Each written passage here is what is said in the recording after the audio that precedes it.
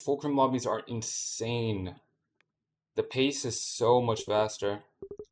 It really is just like another game.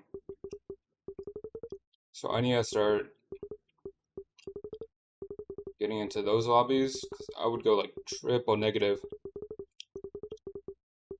But it was such good practice. When I went back to my normal lobbies, I was frying.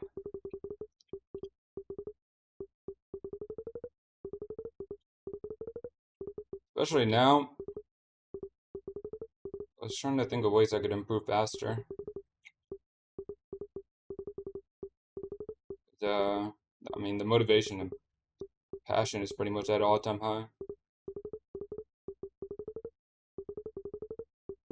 Down to take a few hits.